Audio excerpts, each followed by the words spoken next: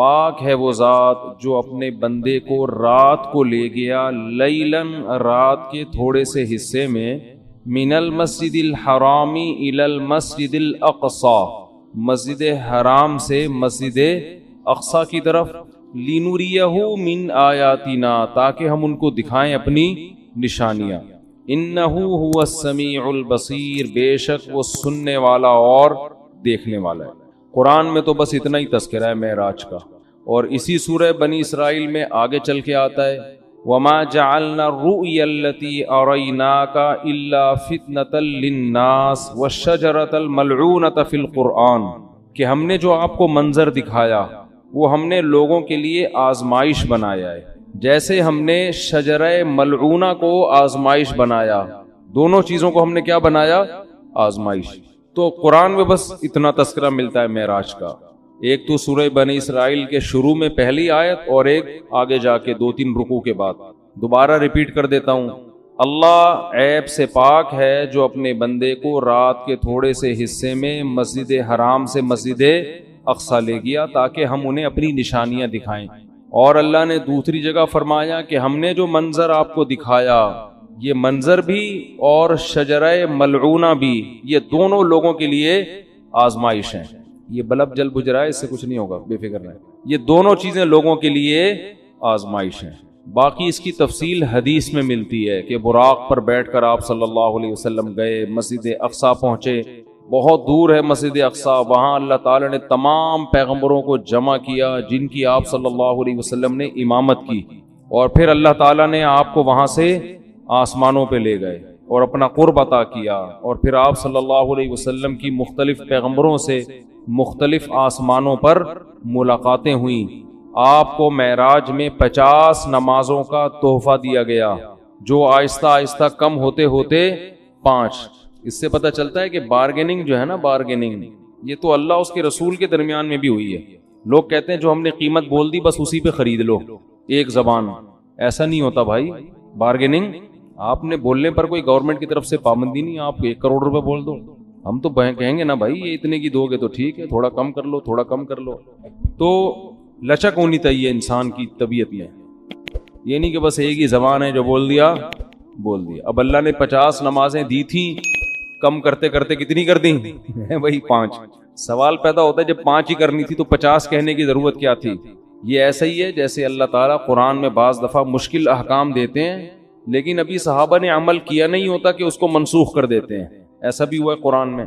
یہ بتانے کے لیے کہ اصل تو ہم یہ حکم دینا چاہتے تھے مگر تمہاری رعایت میں ہم اپنے حکم کو چینج کر رہے ہیں۔ اگر پہلے ہی حکم دیا جاتا نا آسان والا تو پتہ کیا چلتا کہ اللہ اصل کیا چاہتے تھے اور آسانی کر کے کیا چاہتے ہیں۔ تو اصل تو یہ تھا کہ اللہ چاہتے تھے ہم دن میں کتنی نمازیں پڑھیں؟ 50 ٹائم، لیکن اللہ کو پتا تھا کہ یہ مشکل میں پڑ جائیں گے اور جہنم میں جانے والوں کی تعداد اور زیادہ بڑھ جائے گی، اس لیے اللہ نے کہا کہ میں تمہاری رعایت کرتا ہوں۔ جیسے بیوہ عورت کو نکاح کے پیغام سے اللہ نے منع کیا لیکن اللہ نے فرمایا اللہ کو پتا ہے تم باز نہیں آؤ گے تو اشارتاً پیغام بھیج سکتے ہو، اس زمانے کی بات ہے۔ تو اسی طرح قرآن میں آتا ہے کہ ہم حکم دے رہے ہیں کہ جب نبی کی محفل میں جاؤ تو پہلے کچھ صدقہ دیا کرو۔ پھر اللہ نے فرمایا اشفقتم ان تقدموا بین یدی نجواکم صدقہ، تم ڈرتے ہو کہ ہر چیز میں پہلے صدقہ دینا پڑے گا، چلو معاف کیا، نہیں دو صدقہ، ٹھیک ہے نا۔ تو یہ قرآن کی عادت ہے، اس سے اللہ کی رحمت کا پتہ چلتا ہے، اور یہ بھی کہ اسلام کے احکام میں بھی اللہ نے ہمیں یہ بتایا ہے کہ میں بھی تمہاری طبیعت کا، تمہاری کمزوری کی رعایت کرتا ہوں۔ تو جب اللہ ہماری رعایت کر کے احکام دے رہا ہے تو ہمیں بھی اپنے ماتحتوں کا خیال بولو کرنا چاہیے۔ اللہ ہمیں بتاتا ہے کہ اصل تو میں یہ کہنا چاہتا ہوں، یہ چاہتا ہوں حکم ہو، لیکن تم نہیں عمل کر سکو گے، چلو یہ اس پر عمل کرو۔ تو جب اللہ انسانوں کی رعایت کرتا ہے تو انسانوں کو بھی چاہیے کہ وہ ایک دوسرے کی رعایت کرا کریں، اتنا بوجھ کسی پہ نہ ڈالیں کہ بس تیر کی طرح سیدھے چلو تم، ایسا نہیں ہو سکتا بھائی۔ انسان ٹیڑھا میڑھا ہے، آڑا ترچھا ہے، اس کو بالکل ہر چیز میں ایکوریٹ کرنے کی کوشش کریں گے نہ، کوئی بھی نہیں ہو سکتا۔ کوئی بھی کا مطلب مسجد کا امام بھی پورا سیدھا، نہ مفتی صاحب پورے سیدھے ہو سکتے ہیں، نہ مسجد کے امام ہو سکتا ہے، نہ کوئی بزرگ پورے ایکوریٹ ہو سکتے ہیں۔ لوگ کہتے ہیں مفتی صاحب نے اس دن بیان میں یہ بول دیا تھا، مفتی صاحب اس دن وہاں انڈا موڑ پہ بیٹھے ہوئے ٹانگ پہ ٹانگ رکھ کے چائے پی رہے تھے. یہ علماء کے بیٹھنے کا طریقہ نہیں ہوتا. اس دن مفتی صاحب نے کہہ دیا تھا بھاڑ میں جائے. چلتا ہے مارکیٹ میں سب. ہاں کچھ لوگ بیٹھے ہیں کیڑے نکالنے کے لیے. کچھ لوگ کیا ان کا کام ہی یہی ہے کہ اس کے کیڑے جمع کر کے ایک شاپر میں لا کے پوری کیڑوں کی دکان کھولی ہوئی ہے انہوں نے. وہ ان کا کام ہی یہی ہے کہ ایک دوسرے کی غلطیوں کو ہائی لائٹ کرنا. اور خود اتنے بڑے بڑے بلینڈر ان لوگوں سے ہوتے ہیں کہ اگر کوئی دوسرا ان کی غلطیاں جمع کرنا شروع کر دے تو الامان والحفیظ. تو لچک ہے بھائی, لچک. لوگوں کی رعایت کیا کرو. نمازیوں کی رعایت کا حکم ہے مسجد کے امام کو. اتنی لمبی نمازیں نہ شروع کر دو کہ لوگ کھڑے کھڑے تھک جائیں. حضرت معاذ تھے, حضرت جابر بن عبداللہ, انہوں نے اتنی لمبی عشاء کی نمازیں پڑھانا شروع کر دی, سورہ بقرہ پڑھتے تھے پوری اس میں نا. اب ایک صحابی تھے وہ کھڑے کھڑے تھک جاتے, وہ ایک دن نماز توڑ کے چلے گئے اور جا کے نبی صلی اللہ علیہ وسلم سے شکایت کی کہ یہ اتنی لمبی عشاء کی نماز پڑھاتے ہیں. اچھا جب وہ گئے نماز میں تو ان کو صحابی رسول نے کہا کہ تم منافق ہو گئے ہو. تم کیا ہو گئے ہو؟ کیونکہ نماز میں تم کیا کر رہے ہو؟ شارٹ نماز چاہیے. یہ تو منافق کا دل نماز میں نہیں لگتا. تو فتویٰ دیا کہ تم کیا ہو گئے ہو؟ منافق. انہوں نے جا کے نبی صلی اللہ علیہ, حضرت معاذ بن جبل تھے, انہوں نے جا کے نبی صلی اللہ علیہ وسلم کو بتایا کہ یا رسول اللہ اتنی لمبی نماز پڑھا رہے ہو, اوپر سے مجھے فتویٰ کیا دے رہے ہیں, تم منافق ہو. تو آپ صلی اللہ علیہ وسلم نے حضرت معاذ کو بلایا. افتان انت یا معاذ, اتنا غضبناک ہوئے, اے معاذ تم لوگوں کو فتنوں میں ڈال رہے ہو نماز سے.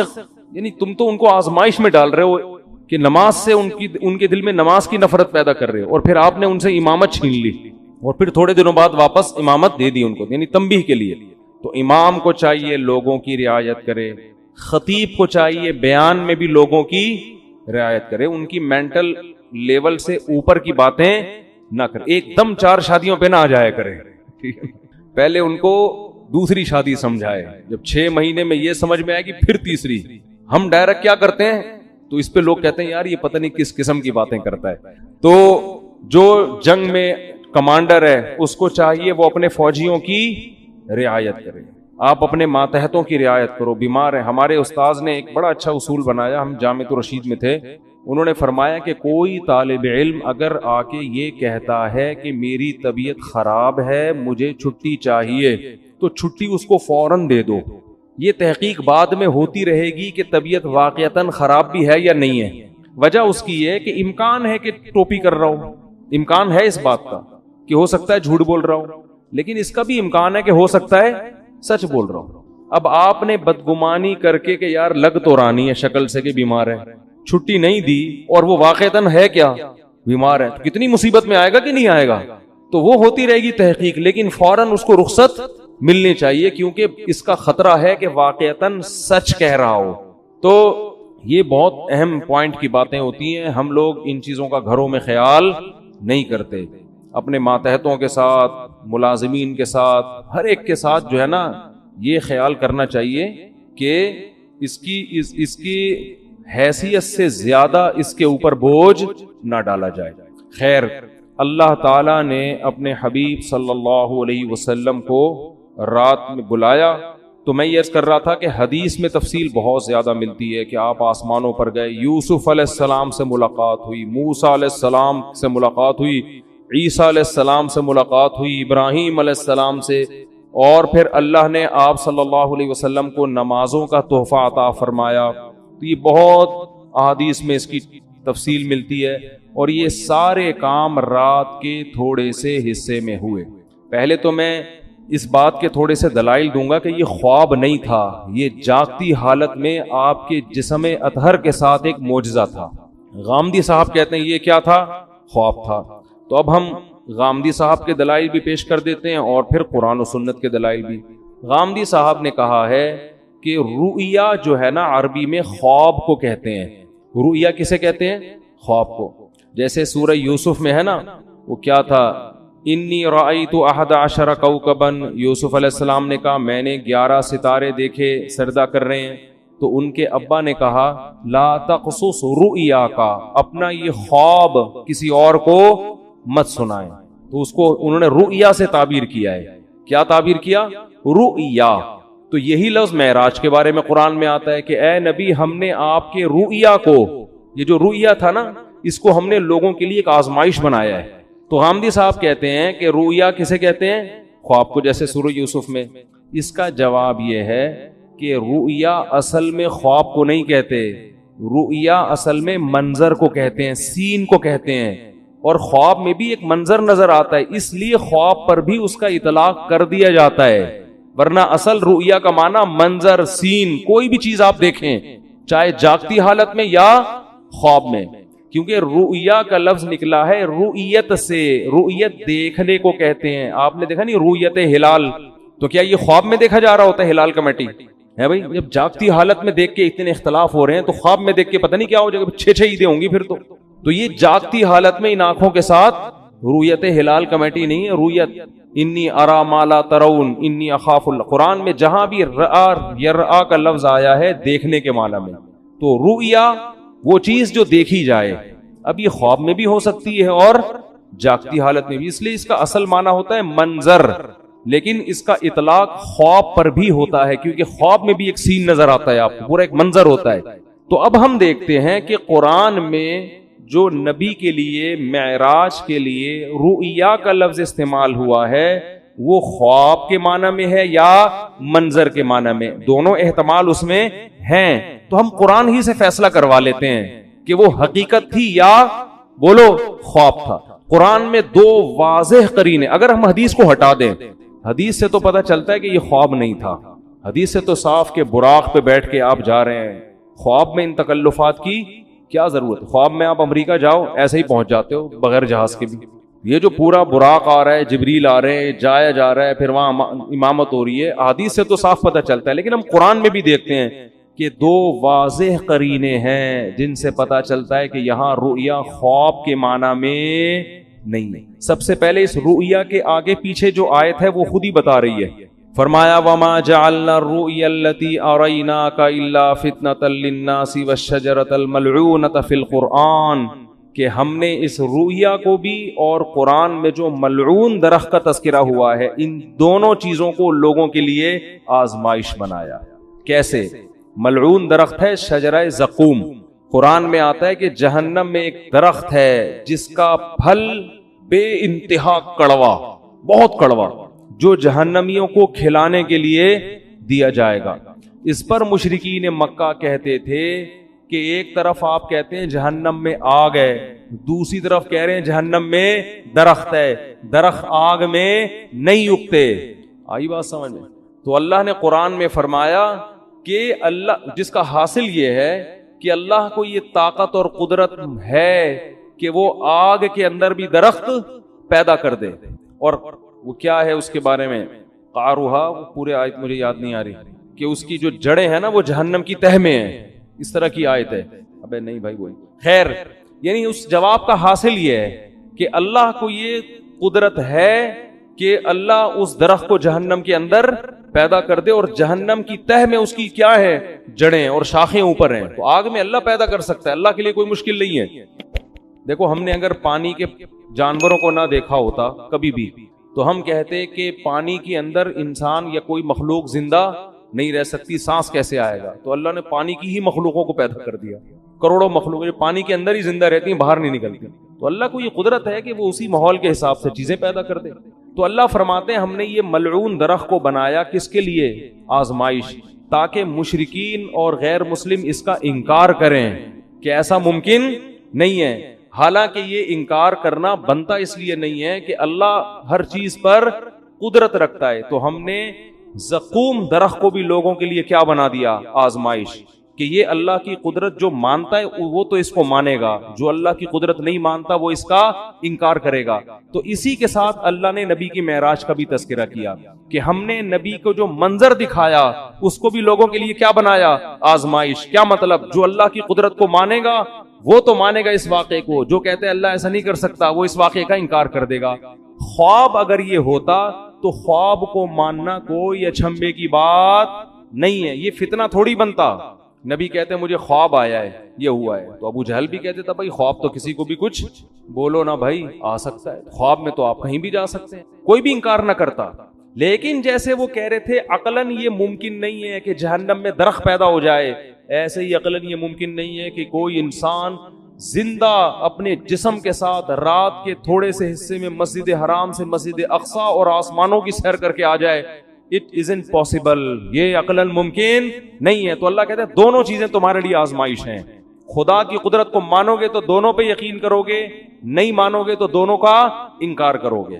تو یہ بہت بڑی دلیل ہے کہ یہاں رؤیا سے مراد معراج میں حقیقت ہے جسم کے ساتھ, خواب اس سے مراد نہیں ہے, ورنہ یہ آزمائش نہ ہوتا. دوسرا قرآن میں واضح اشارہ کیا, وہ تو صراحت ہے. سورہ بنی اسرائیل شروع ہو رہی ہے, سبحان الذی, پاک ہے وہ ذات, اسرا بعبدہ, جو اپنے بندے کو رات کے تھوڑے سے حصے میں لے گیا, من المسجد الحرامی الی المسجد الاقصی, مسجد حرام سے مسجد اقصی. یہاں اللہ نہیں کہہ رہے کہ میں نے خواب میں لے گیا ہوں. جب میں کہتا ہوں کہ میں رات کو کے تھوڑے سے حصے میں آپ کو یہاں سے وہاں لے گیا, تو اس کا مطلب کیا ہوتا ہے؟ لے کر گیا یا خواب دکھایا ہے بھائی؟ آپ کہہ رہے ہو کہ بھائی دیکھو میں تمہیں اپنے ساتھ ملیشیا لے کر گیا تھا اور میں نے تمہیں وہاں گھمایا اور پھرایا, پھر میں تمہیں وہاں, تم دبئی کی سیر. اب کوئی آدمی کی نئی نئی شادی ہوئی ہے, فرض کر لو, بیگم کو ہنی مون کے لیے مری لے کر گیا, بعد میں پھڈا ہو گیا, بیگم کو کہہ رہے دیکھو میں تمہیں اپنے ساتھ اس دن مری لے کر گیا تھا, پھر میں تمہیں نتھیا گلی کی میں نے تمہیں سیر کرائی, پھر میں وہاں سے ہم نے ٹن مارا ادھر کی طرف, ہم مڑے سوات مردان کی مالم جبا ہے کیا ہے, بہرحال جو بھی ہے, وہاں سے ٹن مار کے اسلام آباد سے ہم اگلی فلائٹ سے واپس آئے. کوئی بندہ وہاں بیٹھا ہوا کہہ رہا ہے یار آپ بھابھی سے اتنی محبت کرتے ہو؟ ہاں جی میں تو بہت محبت. کہتے ہیں بہت اچھا خواب دکھایا اپنے بھابھی کو. آپ بولو گے تمہارا دماغ خراب ہو گیا, میں خواب کی باتیں کر رہا ہوں, میں کہہ رہا ہوں میں لے کر گیا. تو جب کوئی عام آدمی یہ بات کرتا ہے, دوسرا اس کو خواب کہے گا, تو آپ کو غصہ آئے گا کہ نہیں آئے گا؟ اللہ سورہ بنی اسرائیل شروع اس طرح سے کر رہے ہیں, سبحان الذی, پاک ہے وہ ذات, اسرا بعبدہ, جو اپنے بندے کو لے گیا, لیلن, رات کے تھوڑے سے حصے میں. یہ تنوین تقلیل کے لیے, تھوڑے سے حصے میں بھی اللہ اپنی قدرت دکھا رہا ہے. خواب کا تذکرہ ہوتا تو نہ رات کہنے کی ضرورت تھی, نہ رات کا تھوڑا حصہ کہنے کی ضرورت تھی. سمجھ میں نہیں آ رہی بات؟ دوسری بات, تیسرا قرینہ, اللہ اس آیت کو شروع کر رہا ہے سبحان الذی, ہر عیب سے پاک ہے وہ ذات. اس میں اللہ اپنی قدرت بتا رہا ہے کہ تمہیں عجیب سا لگے گا کہ رات کے تھوڑے سے حصے میں کوئی بندہ مسجد حرام اور مسجد اقصی سے ہو کے واپس بھی آ جائے. اٹ isn't possible, یہ ممکن نہیں ہے. تو اللہ آیت شروع کر رہا ہے سبحان الذی, اللہ ہر عیب سے پاک ہے, وہ عاجز نہیں ہے کہ کچھ کرنا چاہے تو اس کو اسباب کے تانے بانے جوڑنے پڑے, ٹائم دیکھنا پڑے, بھائی اتنے ٹائم میں تو یہ ممکن نہیں ہے, اس لیے اللہ عیب سے پاک ہے. تو یہ تیسرا قرینہ ہے. خواب ہوتا تو اللہ سبحان اللہ کا ذکر نہ کرتا. عجیب چیز کو دیکھ کے ہم کہتے ہیں نا سبحان اللہ, اچھی کہو کہتے ہیں, وہ کون پنجاب میں جب تقریر ہوتی ہے کہتے ہیں اچھی کہو سبحان اللہ, تو انہوں نے کوئی بڑا ٹیکنیکل پوائنٹ مارا ہوتا ہے. خوابوں کی باتوں پہ کوئی اتنا زیادہ نہیں ہوتا سبحان اللہ, ٹھیک ہے نا.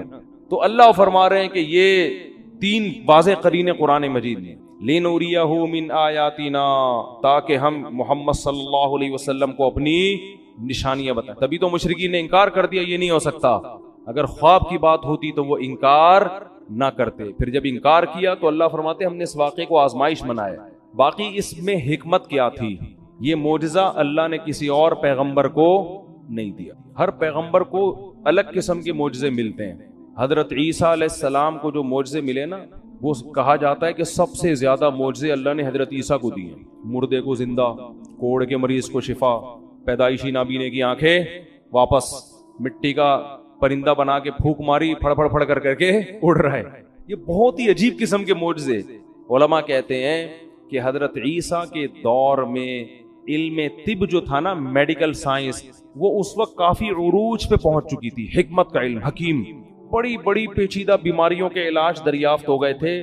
لیکن ساری دنیا کے سارے حکیم کہتے تھے کوڑ کے مریض کا علاج ممکن نہیں ہے. ایسی کوئی دوا نہیں ہے کہ پیدائشی نابینا کی آنکھیں آ جائیں, بعد میں بینائی جائے تو آ سکتی ہے. جو پیدا ہی نابینا ہوا ہو اس کی آنکھیں نہیں آ سکتی. ایسی کوئی دوا نہیں ہے کہ مردے کو کھلاؤ اور اس میں جان آ جائے. نہیں یاری بات سمجھ, جو مر گیا وہ ختم, فینش, اب ٹھیک نہیں ہو سکتا.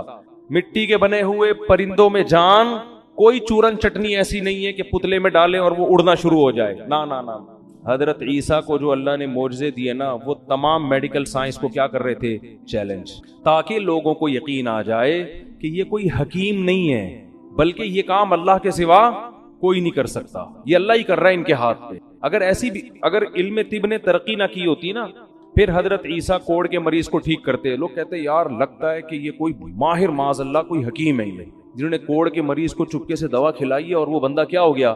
ٹھیک۔ لیکن علم طب نے اتنی ترقی کر لی تھی کہ میڈیکل سائنس کہتی تھی کہ اسباب کی دنیا میں یہ ممکن، بولو نا، نہیں، یہ نہیں ہے۔ تو اللہ نے معجزے اسی حساب سے دیے آپ کو۔ حضرت موسیٰ کے دور میں جادو کا زور تھا، یہ سانپ بنا دیا، یہ یوں کر دیا، ایسے ایسے کرتب، ٹھیک ہے نا، تو وہ لوگ جادو کو سمجھتے تھے کہ جادو کیا ہوتا ہے۔ اللہ نے حضرت موسیٰ کو جو معجزے دیے نا، وہ والے معجزے جو جادوگر دکھایا کرتے تھے، اس طرح کے جادو، گریبان میں ہاتھ ڈالا، ہاتھ کیا ہو رہا ہے؟ سورج کی طرح چمک رہا ہے۔ یہ جادوگروں کے اس زمانے میں کرتب ہوا کرتے تھے۔ لاٹھی کو کیا بنا رہے ہیں؟ سانپ۔ اللہ نے کہا جادوگر بھی یہ کام کرتا ہے، آپ بھی کرو، لیکن جادوگر جب یہ کرتا ہے تو نظر کا دھوکا ہوتا ہے، آپ جب کرو گے تو سچی مچی کا ہو جائے گا۔ تو جادوگر خود کہیں گے بھائی اٹ ازنٹ پاسبل، کیونکہ اگر جادو نے ترقی نہ کی ہوتی تو لوگوں کو کیا پتا چلتا کہ یہ جادو ہے یا حقیقت۔ جو علم ترقی کرتا ہے تو اس کے ماہرین پیدا ہوتے ہیں نا، وہ بتاتے ہیں بھائی یہ ممکن نہیں ہے۔ اگر عیسیٰ کو موسیٰ والے معجزے دیے جاتے، لاٹھی کو سانپ بنانے والے، تو اس وقت جادو کو کا ان لوگوں کو اتنا نہیں پتا تھا۔ وہ کہتے یار ہو سکتا ہے یہ جادو، یہ بھی جادو، یہ بھی جادو، لیکن جادو اتنی ترقی کر چکا تھا کہ لوگ جانتے تھے کہ جادوگر تو لاٹھیوں کو سانپ بناتے ہیں، بنتا نہیں ہے، نظر آتا ہے۔ جب وہ گریبان میں ہاتھ ڈال کے نکالتے ہیں، روشن نظر آتا ہے، ہوتا نہیں ہے۔ ادھر تو بھائی سچی مچی کا ہو رہا ہے بھائی، یہ کھوپڑی میں آنے والی بات نہیں ہے، یہ تو ممکن ہی نہیں ہے۔ تبھی اللہ نے حضرت موسیٰ کا مقابلہ کس سے کرا دیا؟ جادوگروں سے۔ اور ہزاروں جادوگروں نے جب لاٹھیوں کو پھینکا ہے، یخیل الیہ من سحرہم انہا تسعی، قرآن کہتا ہے پبلک کو دیکھنے میں ایسا لگا، حقیقت میں نہیں تھی، وہ دیکھنے میں ایسا لگا، ان کے جادو نے نا آنکھوں کو ایسے پردے ڈال دیے تھے، پبلک کو اور حضرت موسیٰ کو ایسا لگا کہ یہ سانپ ہے جو میری طرف دوڑ رہا ہے۔ اللہ خود قرآن میں کہتے ہیں یخیل، خیالی دنیا میں تھا، حقیقت میں ایسا نہیں تھا۔ ادھر موسیٰ علیہ السلام کو اللہ نے کہا آپ لاٹھی زمین پہ ڈالیں، جب حضرت موسیٰ نے ڈالی ہے فَإِذَا هِيَ ثُعْبَانٌ مُبِينٌ، واقعی اژدہا بن گئی۔ تبھی تو قرآن کہتا ہے کہ جادوگر ایک سیکنڈ بھی نہیں ٹھہرے، فوراً سجدے میں گر گئے۔ یہ نہیں کہ انہوں نے مشورہ کیا ہو کہ بھائی یہ دیکھو ذرا یہ بھی جادو ہے، ہمارا بھی جادو، تو ایکچولی ذرا ہم غور کرتے ہیں، ایک کانفرنس بلاتے ہیں، ہمارا آپس میں اس میں مذاکرہ ہوگا کہ اس کا لیبارٹری ٹیسٹ کروائیں کہ یہ سانپ واقعی سچی مچی کا ہے یا جھوٹی موٹی کا ہے کیا یہ؟ قرآن کہہ رہا ہے نا نا نا نا نا، فَأُلْقِي، دو لفظ قرآن میں بلاغت میں، ایک فا اور ایک القیا۔ فا کا مطلب فوراً، ادھر لاٹھی سانپ بنی ہے، ادھر جادوگر فوراً، اور قرآن کہہ رہا ہے سجدے میں گرے نہیں، القیا، گرا دیے گئے۔ گرا دیے گا کیا مطلب؟ اس کو کہتے ہیں ریفلیکٹ ایکشن۔ بعض دفعہ سوتے میں استری کے قریب آپ کا ہاتھ آتا ہے اور لاشعوری طور پر پیچھے ہٹ جاتا ہے، ہوتا ہے نا ایسے؟ یار ایک تو آپ لوگ کو اب سائنس اور ٹیکنالوجی بھی سکھانی پڑے گی۔ دیکھو دھماکہ ہوتا ہے بعض دفعہ، ہم اچھلتے پہلے سوچتے بعد میں کہ ہوا کیا ہے، ایسا ہی ہے کہ نہیں ہے؟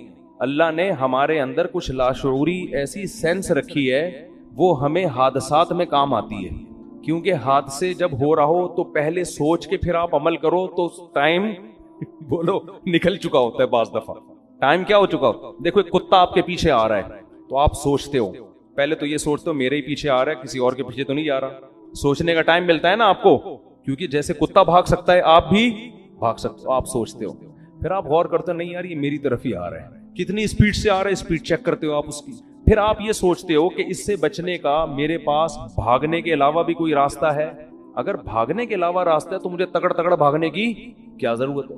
تو آپ کا دماغ کام کرتا ہے، آپ پتھر اٹھا لیتے ہو کہ یار پتھر سے ماروں گا بھاگ جائے گا تو مجھے بھاگنے کی ٹینشن لینے کی ضرورت نہیں ہے۔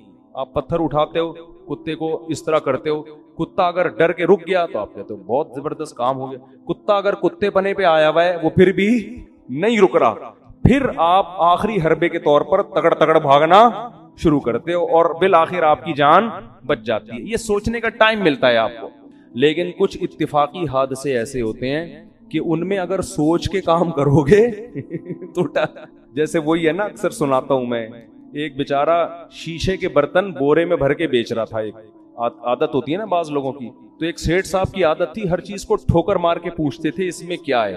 تو وہ شیشے کا برتن اس بیچنے والے نے اس سیٹھ صاحب کے سامنے رکھا. سیٹھ صاحب کو پتا نہیں تھا اس میں شیشے کے برتن ہے.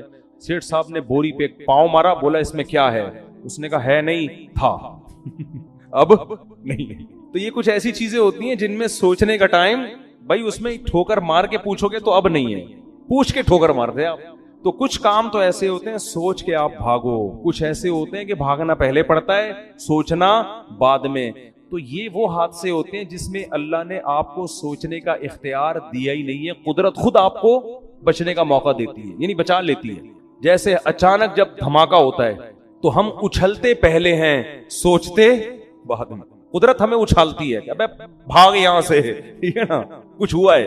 یا کتا بہت قریب آ کے ایک دم بھونکنا شروع کر دے تو پھر آپ بھاگتے پہلے ہو سوچتے بعد میں. اور خود ارادے سے نہیں بھاگتے, لاشعوری طاقت آپ کو کیا کرتی ہے, بھگا دیتی. کوئی جھاڑی میں چھپا بیٹھا ہو, آپ قریب سے گزرو, وہ ایک دم بھو کر کے جب آواز دیتا ہے تو آپ بھاگتے پہلے ہو سوچتے بعد میں. یہ گاڈ گفٹڈ کچھ چیزیں اللہ نے انسان میں رکھی ہیں.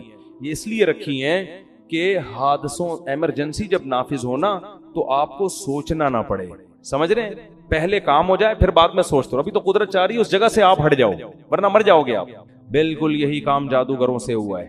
قرآن کہتا ہے کہ جب انہوں نے رسیوں کو, جب موسیٰ نے لاٹھی کو پھینکا اور وہ سانپ بنی ہے تو جادوگر سوچ کے سجدے میں نہیں گرے پہلے ہیں سوچا بعد میں. کیوں گرے پہلے؟ ان کے لاشعور میں یہ بات بیٹھ گئی, بھائی یہ تو پیغمبر ہے, یہ تو پاسبل ہی نہیں ہے کہ لاٹھی سانپ بن جاؤ. بھائی پہلے سجدہ کرو بعد میں سوچتے رہیں گے کہ یہ سجدہ صحیح کیا یا غلط کیا. نہیں آ رہی بات. یہ قرآن کی بلاغت ہے. جب موسیٰ نے لاٹھی کو پھینکا ہے, قرآن کہہ رہا ہے فَأُلْقِي, جادوگروں کو لاشعوری طاقت نے سجدے میں گرا دیا. یہ لاشعوری طاقت کون تھی؟ یہ وہی جو ہمیں دھماکوں کے وقت ہوشیار کر دیتی ہے, ہم ہل جاتے ہیں اچانک. تو جادوگروں نے جب یہ منظر دیکھا نا کہ بھئی یہ لاٹھی تو حقیقت میں سانپ بن گئی, یہ تو عملاً ممکن ہے ہی نہیں, یہ تو اللہ کا پیغمبر ہے, یہ اللہ ہی کر سکتا ہے, یہ جادو نہیں ہے. اتنا انسپائر ہوئے کہ قرآن کہہ رہا ہے کہ بغیر سوچے سمجھے سجدے میں گر گئے اور بغیر سوچے سمجھے کہنے لگے آمنا برب العالمین رب موسیٰ و ہارون, ہم رب العالمین جو موسیٰ اور ہارون کا رب ہے اس پر ایمان لے آئے. اب اس کے بعد سوچ رہے ہیں کہ ہمارا فیصلہ صحیح تھا یا غلط, یعنی اس کے انجام کیا ہے. تو سوچنے کے بعد ان کو یقین ہو گیا کہ ہم نے فیصلہ کیا کیا ہے, صحیح. اب فرعون دھمکیاں دے رہا ہے کہ تمہاری نورا کشتی تھی اور میں تمہارے ہاتھ پاؤں کاٹ کے لٹکا دوں گا. انہوں نے کہا لن نؤثرک علی ما جاءنا من البینات, اے فرعون موسیٰ کے برحق ہونے کے جو ہم نے دلائل دیکھ لی ہیں نا, اب ہم تیری بات پر یقین نہیں کریں گے. فقضی ما انت قاض, تو ہاتھ پاؤں کاٹنے کی بات کرتا ہے, جو تیرے بس میں ہے وہ کر لے. چند سیکنڈ کا ایمان ہے مگر کتنا پاورفل. اور فرعون کو کب سے دعوت دی جا رہی ہے, کم وقت کی سمجھ میں بات نہیں آ رہی. ان کو یقین ہو گیا کیونکہ ابھی تک نشانی نہیں دیکھی تھی نا, چند سیکنڈ کا ایمان ہے اتنا تگڑا. اور پھر فرعون کو کیا کہہ رہے ہیں, انما تقضی هذه الحیات الدنیا, تو جتنی سزا دے گا اسی دنیا میں دے گا نا, تو اس دنیا میں زیادہ زیادہ کیا کر لے گا, آگ میں ڈال دے گا, قتلے بنا دے گا, جیل میں ڈال دے گا, عمر قید کی سزا دے دے گا, تو 25-30 سال کے بعد مرمرا کے کیا ہو جائیں گے, ختم. اور آگے کہنے لگے ہم جو رب پر ایمان لائے ہیں نا, رب پر, اس پر جو ہمیں رب دے گا, واللہ خیر و ابقا, گاڈ کا جو انعام ہے وہ تجھ سے زیادہ اچھا بھی ہے اور ہمیشہ باقی رہنے والا بھی. کوانٹٹی کے اعتبار سے بھی اچھا, کوالٹی کے اعتبار سے بھی اچھا ہے. تو بارگیننگ ہو رہی ہے, ٹھیک ہے نا. تو اگر رب سے زیادہ دے سکتا ہے تو بات کر, ظاہر ہے وہ تو دے نہیں سکتا. فرعون نے ہاتھ پاؤں کاٹ کے لٹکا دیا. تو اللہ نے یہ بھی دکھا دیا کہ نورا کشتی نہیں ہے, کیونکہ نورا کشتی میں دونوں کے مفاد ہوتے ہیں, ایک قتل ہونے کے لیے تیار نہیں ہوتا. اتنی واضح نشانیاں فرعون کو اللہ نے دکھا دی کہ دیکھ جادوگروں نے گواہی بھی دے دی ہے اور اپنی قربانی سے یہ بھی ثابت کر دیا کہ یہ نورا کشتی نہیں ہے. لیکن فرعون کی کھوپڑی, کیونکہ دنیا کے نشے میں جب انسان آتا ہے نا, شہوت پرستی میں, جو آدمی زنا کے قریب جا رہا ہو نا, اسے 1000 سمجھاؤ آپ, 1000 دفعہ ہو کہ یہ حرام ہے, لیکن وہ پھر بھی کیا کرتا ہے, زنا میں مبتلا ہوتا ہے. تو یہ گناہ ہے ہی ایسی برباد چیز, انسان کو اندھا کر دیتی. خیر, جلدی سے بات کو سمیٹتا ہوں. تو موسیٰ علیہ السلام کو اللہ نے جو معجزے دیے وہ کس حساب سے؟ جادوگروں کو سمجھ میں آ جائے. عیسیٰ علیہ السلام کو میڈیکل سائنس کے اعتبار. داؤد علیہ السلام کا دور تھا حکومت کا, بڑی بڑی جنگیں ہو رہی تھی اس وقت, لڑائیوں کا دور تھا. اللہ نے ایسے معجزے دیے آپ کو جو جنگوں میں آپ کے کام آئے, لوہے کو پگھلا دیا آپ کے ہاتھوں میں, اس طرح سے. خیر, تو ہمارے نبی کو جو معجزے دیے ہیں نا وہ قیامت تک کے حساب سے وہ آپ کے حساب سے سوٹیبل ہیں. ایک معجزہ تو قرآن دیا, کیونکہ یہ دور ہے ایجوکیشن کا, تعلیم کا. تو قرآن کا جو معجزہ ہے, قرآن نے دعویٰ کیا اس جیسی کتاب لے کر آؤ. کتابوں کا دور ہے نا, تو قرآن نے کیا کہا؟ ایک شخص جو نہ لکھنا جانتا ہے نہ پڑھنا جانتا ہے, ایسی کتاب لے کر آتا ہے جس کے مضمون اتنے بہترین کہ ایسے اخلاقی مضمون آپ کو دنیا کی کسی کتاب میں نہیں ملیں گے. دلوں پر ایسا راج کرنے والی کتاب, دنیا میں سب سے زیادہ پڑھی جانے والی, سب سے زیادہ سنی جانے والی, جس کو پڑھ کے رونے والے سب سے زیادہ, جس کو سن کے رونے والے سب سے زیادہ, بغیر سمجھے بھی پڑھی جاتی ہے, بغیر سمجھے بھی سنی جاتی ہے. لَإِنِ اجْتَمَعَتِ الْإِنسُ وَالْجِنُّ عَلَىٰ أَن يَأْتُوا بِمِثْلِ هَٰذَا الْقُرْآنِ, ساری دنیا کے انسان جنات جمع ہو جائیں, لا کے دکھائیں, نہیں لا سکتے. قرآن جب نازل ہوا نا تو بہت سے سائنسی غلط مفروضے تھے اس دور میں, آسمان ایسے بنا ہے, فلاں چیز ہے, پٹانگ, جیسے اس دور کے سائنسدان تو پھینکو تھے نا, اس دور کے جو سائنسدان تھے چند ایک کے سوا بس وہ پھینک رہے تھے, لوگ لپیٹنے کے لیے بیٹھے ہوئے تھے. لیکن قرآن نے ایسا کوئی غلط سائنسی نظریہ ذکر نہیں کی, حالانکہ وہ تو بہت کچھ تھا. تو ہمارے نبی کو کیسے پتا چل گیا کہ یہ والا نظریہ صحیح ہے, یہ والا نظریہ غلط؟ کوئی ایسا نظریہ قرآن نے تذکرہ نہیں کیا. ایسے باطل نظریات سے اب تک کیا ہے, پاک ہے. تو یہ بھی معجزہ ہے کہ بھئی ایک دور تھا سائنس ترقی کرے گی, لوگ ان سب چیزوں کو غلط سمجھیں گے, تو قرآن نے ایسی کوئی غلط نظریے کو اپنی کتاب میں جگہ نہیں دی. اچھا, تو معراج کیوں نبی کا معجزہ, نبی کو یہ کیوں معجزہ دیا گیا؟ یہ اس لیے دیا گیا کہ آپ صلی اللہ علیہ وسلم آخری نبی تو ہیں لیکن سب سے افضل. تو اللہ یہ چاہتے تھے کہ آپ کی افضلیت تمام پیغمبروں کے سامنے ظاہر کر دیں, جسمانی اعتبار سے بھی اور روحانی اعتبار سے بھی. تو جسمانی اعتبار سے تو اللہ آپ کو عرش کے قریب لے کر گئے ہیں بلندیوں پہ. روحانی اعتبار سے نماز سب سے اہم ترین عبادت ہے, تو اللہ نے تمام پیغمبروں کو آپ کا مقتدی بنایا, آپ کو امام بنا کے یہ بتا دیا کہ روحانی اعتبار سے بھی یہ آپ سب پر فضیلت رکھتے ہیں. زبانی بتا دینا کافی نہیں ہوتا, پریکٹیکل کروایا جاتا ہے. جس کے پیچھے انسان نماز پڑھتا ہے اس کا احترام کرتا ہے نا. کیا خیال ہے بھائی ہم ان کے پیچھے کیا پڑھتے ہیں؟ یہ اللہ کے دربار میں حاضری کے وقت ہمارے رہبر ہوتے ہیں. تو اللہ کے ہاں تو سب سے اہم چیز کیا ہے؟ نماز. تو اللہ نے کیا کیا؟ آدم علیہ السلام, موسیٰ علیہ السلام, یوسف علیہ السلام, داؤد علیہ السلام, زکریا علیہ السلام, عیسیٰ علیہ السلام, سارے پیغمبروں کو بولا چلو بیت المقدس میں صفیں بنا کے کھڑے ہو جاؤ. سب کو اللہ نے بیت المقدس میں حاضر کیا. ادھر نبی صلی اللہ علیہ وسلم کو براق پہ بٹھا کے بیت المقدس لے جایا گیا, اور مصلی آپ کے لیے خالی تھا. تمام پیغمبر انتظار کر رہے ہیں, اور آپ صلی اللہ علیہ وسلم نے آ کے ان کو نماز میں ان کی امامت کی. اس میں یہ بھی حکمت کہ آج کے بعد سب سے افضل کون ہے؟ محمد صلی اللہ علیہ وسلم. سب کی موجودگی میں مصلی پہ کون کھڑا ہوگا؟ ابے بولنے میں کیا جا رہا ہے؟ نبی صلی اللہ علیہ وسلم. دوسری بات کہ اب تمام پیغمبروں کی شریعتیں کیا ہو گئی ہیں؟ منسوخ. کیونکہ سب نے نماز اخپل طریقے سے نہیں پڑھی ہے, اپنی اپنی شریعت کے مطابق. کس طرح سے پڑھی ہے؟ ظاہر ہے جیسے امام پڑھتا ہے ویسے ہی مقتدی پڑھتے ہیں نا. یہودیوں کی نماز الگ تھی, عیسائیوں کی الگ تھی, ان سے پہلے آسمانی مذاہب کی نمازیں الگ تھیں. اب جب نبی آ گئے تو نماز کیسے ہوگی؟ جیسے نبی پڑھائیں. کیا مطلب؟ نماز یہ ایک سائن ہے, علامت ہے شریعت کا, کیونکہ سب سے بڑا شعار ہے نا. تو اللہ نے بتا دیا نبی کے دنیا میں آنے کے بعد اب کوئی بھی دنیا میں آئے گا تو ان کے طریقے سے اسلام پہ چلنا ہے, اخپل طریقے سے اسلام پہ چلنے کی اجازت نہیں ہے. اسی وجہ سے جب حضرت عیسیٰ علیہ السلام قرب قیامت میں نازل ہوں گے تو اپنی شریعت کو فالو نہیں کریں گے, بلکہ محمد صلی اللہ علیہ وسلم کی شریعت کو فالو کریں گے.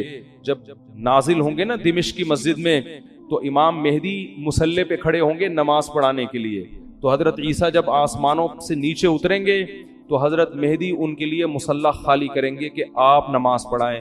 وہ کہیں گے نا نا نا نا, اس کام کے لیے اللہ نے اس امت کو منتخب کیا. سمجھ میں شریعت اس امت ہی کی, کیونکہ یہ آپ ہی, میں امامت کرنے کے لیے بولو نہیں, تمہارے امام پہلے سے نبی آپ صلی اللہ علیہ وسلم امام ہے, وہ ان کی امامت ابھی بھی ہے, پھر کیوں تشریف لائے بھائی آپ؟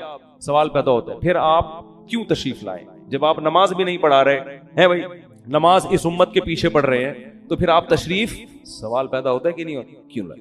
تو وہ جواب میں کہیں گے کہ میں دنیا میں دین کی دعوت کو لے کر آیا تھا, میں نے ہزاروں درجنوں معجزے دکھائے, مجھ پر اہل کتاب ایمان لائے, اور یہودیوں نے مجھ سے دشمنی کر کے اپنے خیال کے مطابق مجھے قتل کرنے کی کوشش کی.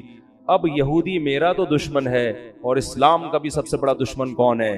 یہودی. تو یہ ہم دونوں کا مشترک دشمن. تو میں اب اس امت کی قیادت کروں گا یہودیوں سے قتال کرنے میں. سمجھ میں نہیں آ رہی تو جیسے چل رہے ہیں ویسے ہی چلتے رہے. میں جب سبق پڑھاتا ہوں طلبہ کو, طلبہ سے کہتا ہوں سمجھ میں آ رہی, وہ کہہ رہے نہیں, میں کہہ رہا ہوں باقی دنیا میں ساری باتیں سمجھ میں آ گئی ہیں آپ لوگوں کو؟ کہتے ہیں نہیں ہے. تو چلو ایک اور صحیح, ایک اور بات سمجھ, کیونکہ ہم 3 دفعہ سمجھائیں گے, اس کے بعد ہمارے پاس کھوپڑی نہیں ہے کہ سارے دن ایک ہی چیز سمجھاتے رہیں, ٹھیک ہے نا. تو میرا اسٹائل ہے پڑھانے کا. سبق طلبہ سے کہتا ہوں 1 دفعہ سمجھا دیا, 2 دفعہ پھر بھی نہیں سمجھ میں آیا, تو میں ان سے کہتا ہوں باقی ساری چیزیں سمجھ میں آ گئی ہیں؟ یعنی ساری چیز سمجھ میں نہیں آئی, چلو ایک اور چیز ایسی ہے جو سمجھ میں نہیں ہے. جب باقی چیزیں سمجھ میں نہ آنے سے کچھ نہیں ہو رہا, لائف آپ کی نیچرل بڑے آرام سے گزر رہی ہے, تو ایک اور چیز بھی اسی میں شامل کر لو.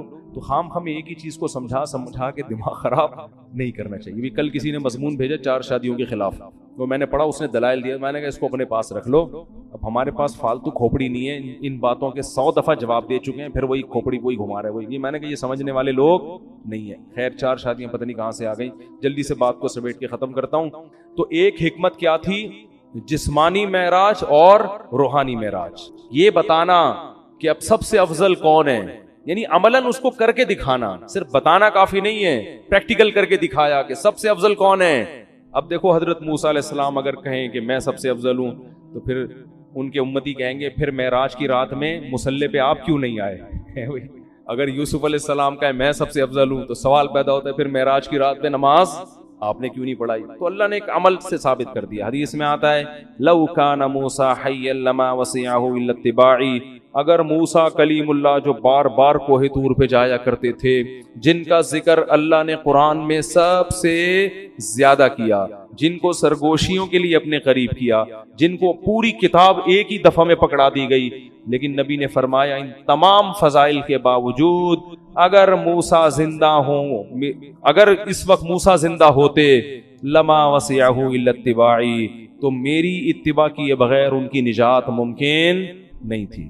وہ فالو اسلام ہی کو کریں گے. اسی وجہ سے علماء کہتے ہیں حضرت عیسیٰ علیہ السلام آئیں گے نا تو ہمارے ہی شریعت کو فالو کریں گے. تو یہ بھی ایک حکمت تھی معراج میں. اور بہت ساری چیزیں تھیں. اللہ نے آپ کو اپنی آنکھوں سے جنت اور جہنم کے مناظر دکھائے ہیں معراج کی رات. اچھا ایک حکمت یہ بھی تھی کہ بیت المقدس کی فضیلت پہ مہر ثبت ہو جائے. اگر ہمارے نبی بیت المقدس نہ جاتے تو ہمارے نظر میں قبلہ اول کی زیادہ ویلیو نہ ہوتی. ہم کہتے ہیں وہ تو عیسائیوں کا قبلہ تھا, یہودیوں کا قبلہ تھا, پیغمبروں کا قبلہ تھا, ہمارے نبی تو وہاں کبھی گئے بھی نہیں, نماز بھی نہیں پڑھی. تو اللہ نے عملاً آپ کو وہاں لے جا کے نماز پڑھوائی ہے, تاکہ ہم جب جائیں بیت المقدس تو وہاں نماز پڑھ کے ہمیں اطمینان ملے کہ یہ وہ مقدس جگہ ہے جہاں ہمارے حبیب صلی اللہ علیہ وسلم کو بھی نماز عملاً پڑھوائی گئی ہے. اس سے بیت المقدس کی فضیلت اور زیادہ بڑھ گئی. سمجھتے ہو کہ نہیں سمجھتے؟ اور بہت ساری حکمتیں ہیں, وہ پھر علماء بیان کرتے رہتے ہیں. موٹی موٹی حکمتیں یہی ہیں. پھر ایک بڑی حکمت یہ بھی تھی کہ نمازوں کا جو تحفہ اللہ نے اپنے پاس بلا کے دیا ہے, اس سے نماز کی اہمیت. اگر ویسے ہی وہی آ جاتی, بھائی ایک گفٹ ہوتا ہے کہ آپ کسی کو پارسل کر دیتے ہیں, شاپر میں بریانی ڈال کے گھر پہنچا دیا آپ نے, یہ بھی ہے. ایک ہوتا ہے اپنے گھر بلاتے ہیں, بٹھاتے ہیں, عزت کے ساتھ سلاد رائتا پیش کر کے کھلاتے ہیں. تو اللہ تعالیٰ نے نماز میں ایسا نہیں کیا کہ جبریل کو جا کے بول دیا فرض کر کے آ جاؤ, نہ, یہ ایک ایسا تحفہ ہے جو میں اپنے پاس بلا کے آپ کو. رات کے بارے میں یہ کہا جاتا ہے عبادت کی فضیلت ہے. ایک بات یہ ہوئی. دوسری بات یہ بتائی جاتی ہے کہ اس رات قبرستان جانا چاہیے. تیسری بات یہ بتائی جاتی ہے اس رات تقدیر کے فیصلے ہوتے ہیں. چوتھی بات یہ بتائی جاتی ہے اس رات قرآن نازل ہوا ہے. پانچویں بات یہ بتائی جاتی ہے کہ اس رات میں پٹاخے وٹاخے, یا چھٹی یہ کہ نہانا دھونا چاہیے. ساتویں یہ کہ کوئی میٹھا کھانا چاہیے, کھلانا چاہیے, برکت ہوتی ہے رزق. جی پتوں کا, بیری کے پتوں سے نہاتے ہیں لوگ, بیری کے پتوں سے بیری کے سارے، میں تو بکریاں چرانے جاتا تھا نا، تو بیری کے پتے وہ شب برات سے پہلے شارٹ ہو جاتے تھے، ہم پہلے سے بکریوں کو چرا کے لے آتے تھے، شب برات میں پتے غائب ہو جائیں گے۔ تو ان میں صرف ایک عبادت ایسی ہے جس میں اختلاف ہے۔ جمہور حضرات اس کے قائل ہیں کہ شب برات کی رات میں عبادت کا ثواب دوسری راتوں سے زیادہ ملتا ہے، اور بعض اس کے قائل ہیں کہ عبادت کی بھی کوئی فضیلت نہیں ہے صرف۔ دونوں کے دلائل ہیں، میں نے اس بارے میں آڈیو بیان ایک ریکارڈ کروایا ہے، آپ گوگل پہ سرچ کر سکتے ہیں، شب برات مفتی طارق مسعود، شب برات کے دلائل، آڈیو بیان ہے۔ اس میں شب برات سے متعلق جتنی حدیثیں ہیں، ایک ایک حدیث کی سند پڑھ کے سنائی ہے ہم نے، ایک ایک حدیث کی سند، تو اس میں کوئی ایک حدیث بھی صحیح نہیں ہے۔ ہاں یہ ضرور ہے کہ شب برات کی رات کی عبادت پہ کئی ضعیف حدیثیں ہیں، تو اس لیے محدثین کا اصول ہے کہ جب بہت ساری ضعیف حدیثیں جمع ہوتی ہیں تو درجہ حسن تک پہنچ جاتی ہیں۔ اس لیے جمہور اس کے قائل ہیں کہ اس رات عبادت کرنی چاہیے، دوسری راتوں سے اس رات عبادت کا ثواب زیادہ ہے۔ تو کرنے کا کام صرف اور صرف اور صرف عبادت ہے بس۔ قبرستان کے بارے میں حدیث صحیح نہیں ہے، اگر فرض کر لو ہے صحیح، تو پوری زندگی نبی ایک بار قبرستان گئے ہیں اور آپ ہر سال جاتے ہو، پھر نبی اکیلے گئے ہیں چپکے سے رات کے اندھیرے میں، آپ جتھے بنا کے جاتے ہو، اور اندھیرے نہیں وہاں لائٹنگ ہوتی ہے، تو یہ سنت تھوڑی ہے، تو خلاف سنت ہو گیا نا۔ پھر صحابہ میں سے کسی سے بھی ثابت نہیں ہے کہ زندگی میں اس رات میں ایک بار بھی قبرستان گئے ہوں، ایک بار بھی قبرستان گئے ہوں، تو یہ ایک ایسی سنت ہے جس پر صحابہ نے عمل نہیں کیا۔ نہانا دھونا کسی حدیث سے ثابت نہیں ہے، حلوے مانڈے پٹاخے کسی حدیث سے ثابت نہیں ہے۔ قرآن میں صاف طور پر ہے انا انزلناہ فی لیلۃ القدر، ہم نے قرآن نازل کیا ہے کس میں؟ لیلۃ القدر میں، رمضان کی آخری عشرے میں۔ فیہا یفرق کل امر حکیم، سارے تقدیر کے سال بھر کے فیصلے اس شب قدر میں ہوتے ہیں۔ تو اتنی واضح قرآن کی آیتیں موجود ہیں، تو شب برات کے بارے میں ایسی روایتیں موجود نہیں ہیں، سمجھتے ہو؟ اس لیے بعض ائمہ اس کے قائل ہیں کہ بعض رافضیوں نے، بعض لوگوں نے لیلۃ القدر جو ہے نا رمضان کے آخری عشرے میں ہوتی ہے، اس رات کی ویلیو کو گھٹانے کے لیے اس کی اہمیت بڑھائی ہے، تاکہ اس رات کی ویلیو کیا ہو جائے؟ کم ہو جائے۔ تو اس کے مقابلے میں اس رات کو لا کے کھڑا کر دیا، جو سارے فضائل لیلۃ القدر کے تھے وہ کہاں چسپا کر دیے؟ 15 شعبان۔ قرآن کہہ رہے واضح طور پہ ہم نے لیلۃ القدر میں قرآن نازل کیا، شب برات والے کیا کہتے ہیں؟ 15 شعبان کو نازل کیا، وہ کہتے ہیں اس میں بھی کیا، اس میں بھی کیا، پھر تعویلات کی جاتی ہیں۔ لیکن ایک بات قرآن اتنے واضح انداز میں بیان کر رہے ہیں، تو جو فضیلت جس رات کو حاصل ہے وہ اسی رات کو دینی چاہیے۔ تو 15 شعبان کو صرف اتنا اگر کرنا ہے تو صرف انفرادی طور پر عبادت کی جائے، اس کا بھی کوئی مخصوص طریقہ نہیں ہے۔ تو باقی یہ قبرستان والی جانے والی بات بھی کمزور ہے، اور اس رات میں فیصلوں والی اور حلوے مانڈے اور تہوار تو رات کو اسلام میں ہوتے ہی نہیں ہیں، اسلامی تہوار تو دن میں ہوتے ہیں، خوشی دن میں منائی جاتی ہے۔ اسلام میں راتیں عبادت یا نیند کی ہیں، خوشیوں کی راتیں نہیں ہوتی، چراغا نہیں ہوتا۔ عید الفطر دن میں ہے نا، عید الاضحیٰ بھی کب ہے؟ دن میں ہے۔ جمعے کی نماز بھی کب ہے؟ دن میں ہے، جس میں کراؤڈ ہوتا ہے، جس میں نہا دھو کے ہم آتے ہیں، ساری دن کی اعمال ہیں، یہ رات کے نہیں ہے، رات سونے کے لیے، آرام کرنے کے لیے یا عبادت کرنے کے لیے۔ سمجھتے ہو کہ نہیں سمجھتے؟ صلاۃ و تسبیح کی جماعت بھی بدعت ہے، پڑھنی ہے انفرادی طور پہ پڑھیں، ٹھیک ہے؟ جماعت صلاۃ و تسبیح کی جائز نہیں ہے۔ تو یہ اور پتہ نہیں کیا کیا لوگ کر رہے ہیں شب برات میں، انٹرٹینمنٹ کا ذریعہ بنایا ہے، تفریح۔ 15 شعبان کی جو رات ہے اور 15 شعبان کا روزہ، اس کے حوالے سے بہت زیادہ لوگ سوال پوچھ رہے ہیں، تو میں نے ارادہ کیا میں ایک کلپ ریکارڈ کروا دوں، اس میں جو بھی میری ٹوٹی پھوٹی تحقیق ہے، جو میں نے احادیث دیکھی اس بارے میں، اور جو علماء کے اقوال دیکھے، اور جتنا میں اس کی ریسرچ کر سکا ہوں، اس کا ایک خلاصہ آپ کے سامنے رکھ دوں۔ اگر میں وہ تمام احادیث آپ کو پڑھ کے سناؤں، پھر ایک ایک کی سند پڑھوں، پھر ایک ایک کی سند پہ بحث کروں، تو وہ بات بہت ہو جائے گی لمبی اور کلپ بہت طویل ہو جائے گا۔ تو ایک خلاصے کے طور پر پوری جو ایک تحقیق ہے وہ میں آپ کے سامنے رکھنا چاہتا ہوں۔ تو 15 شعبان کی جو رات ہے، جس کو شب برات کہا جاتا ہے، اس کا نام شب برات کسی بھی حدیث سے ثابت نہیں ہے، اس لیے عرب اس کو اکثر لیلۃ النصف من شعبان کہتے ہیں، کہ شعبان کے جو نصف ہے اس کی رات۔ خیر، اس کا نام شب برات ہو، اگر اس وجہ سے برات کے اس میں اللہ تعالیٰ کہا جاتا ہے کہ جہنم سے بری کر دیتے ہیں، تو اس وجہ سے کسی نے نام دے دیا ہو تو ایک الگ بات ہے۔ لیکن اس رات میں ہوتا کیا کیا ہے، لوگ کیا کیا کر رہے ہیں، اس کی کیا شرعی حیثیت ہے، تو میں نمبر وار انشاءاللہ اس کو تفصیل سے بیان کروں گا۔ کچھ چیزیں تو ایسی ہیں جو بالکل ہی غیر ثابت ہیں، ان میں اس رات میں مٹھائی، حلوہ یا مختلف قسم کے حلوے پکا کے لوگوں میں بانٹنا، اور اس رات میں نہا دھو کے تیار ہونا، یہ اچھے کپڑے پہننا، ان دو چیزوں کو پہلے میں انشاءاللہ بیان کروں گا۔ دیکھیے اسلام میں راتوں کے تہوار کا کوئی تصور نہیں ہے۔ اسلام میں جتنے بھی تہوار ہیں وہ دن کی روشنی میں ہیں۔ عید الفطر، عید الاضحیٰ، یہ ہمارے دو تہوار ہیں جس میں ہم سیلیبریٹ کرتے ہیں ایک دوسرے کو، یہ دن کی روشنی میں ہمیں بتائے گئے ہیں۔ غیر مسلموں کے تہوار رات کو ہوتے ہیں، جیسے عیسائیوں کے تہوار کرسمس آپ دیکھیں رات کو ہوتا ہے۔ تو اس کی وجہ یہ ہے کہ اسلام نے دن کی روشنی میں تہوار رکھے ہیں۔ بہت ساری حکمتیں اس میں ہو سکتی ہیں، پوری حکمتیں تو ہم نہیں جانتے، لیکن کچھ سرسری غور سے کچھ حکمتیں ہمارے سامنے آتی ہیں کہ رات کا وقت ایسی چیز ہے جو اللہ نے عبادت کے لیے بنایا یا آرام کرنے کے لیے، سونے کے لیے بنایا۔ رات میں اگر آپ سیلیبریٹ کریں گے کسی بھی عمل، یعنی کوئی خوشی منائیں گے، تو اس میں انسان کی گناہوں کی طرف توجہ زیادہ جاتی ہے۔ جیسے آپ دیکھیں کرسمس میں شرابیں پی جاتی ہیں، اور جو بھی غیر مسلموں کے تہوار ہیں اس میں بھی چراغاں ہوتا ہے رات کے وقت۔ تو جبکہ ہمارے ہاں جو عید الفطر ہے وہ دن کی روشنی میں ہم نماز پڑھ کے اس کی ابتدا کرتے ہیں۔ تو آپ کہہ سکتے ہیں کہ شب برات کو کوئی تہوار تو نہیں مانتا، تو دیکھیں تہوار زبان سے ماننا ضروری نہیں ہے۔ آپ اپنے عمل سے جب کوئی ایسا کام کرتے ہیں جو تہواروں میں کیا جاتا ہے تو اس کا مطلب یہ ہوا کہ آپ اس کو تہوار مان رہے ہیں، یعنی آپ اس کو ایک خوشی کا دن مان رہے ہیں۔ تو نہانا دھونا یا کھانے پکا کے لوگوں میں تقسیم کرنا یا خود کھانا، اور خاص طور پہ حلوہ یعنی میٹھا، یہ چیزیں تہواروں کے موقع پر ہوتی ہیں۔ جیسے ہم عید الفطر والے دن صبح سوئیاں بناتے ہیں، میٹھا بناتے ہیں، کھاتے ہیں، لوگوں کو کھلاتے ہیں، نہاتے ہیں، اچھے کپڑے پہنتے ہیں۔ جمعے والے دن بھی، جمعے میں بھی عید کا عنصر ہے حدیث میں، اس کو بھی عید قرار دیا، اس دن بھی ہم نہا دھو کے کپڑے پہنتے ہیں۔ تو جو لوگ 15 شعبان کی رات کو نہاتے دھوتے ہیں، اسپیشلی اس رات کو کہ بھئی آج کوئی تہوار ہے یا آج کوئی خوشی کا دن ہے، اور مٹھائیاں کھاتے ہیں یا حلوے پکاتے ہیں، تو وہ زبان سے اس کو تہوار نہ بھی کہیں، اپنے عمل سے یہ بتاتے ہیں کہ یہ تہوار ہے، جبکہ یہ تہوار نہیں ہے۔ اسلام میں کوئی اس کی ایک ضعیف روایت بھی نہیں ہے کہ آپ صلی اللہ علیہ وسلم نے، میرے علم میں نہیں ہے کم از کم، ہو سکتا ہے کوئی موضوع من گھڑت روایت موجود ہو جس میں کوئی کہیں بھی نہیں ہے کہ آپ صلی اللہ علیہ وسلم نے اس رات کو ہمیں نہانے کا حکم دیا ہو، یا اچھے کپڑے پہننے کا حکم دیا ہو، یا کھانے پینے کا یا حلوے کھلانے کا، حلوے مانڈے کا ہمیں حکم دیا ہو۔ تو اللہ کا واسطہ یہ بدعت ہے، اس کو ختم کریں اپنے معاشرے سے۔ اور اسلام میں تہوار کا ٹائم دن میں ہوتا ہے۔ عید الفطر، عید الاضحیٰ ہے جس میں ہم دن میں قربانی کرتے ہیں اور کھاتے ہیں، پیتے ہیں، نہاتے ہیں، دھوتے ہیں۔ راتوں کے یہ کام نہیں ہے، رات کو آپ سوئیں یا عبادت کریں۔ تو ایک چیز تو یہ تھی جو میں بتانا چاہ رہا تھا۔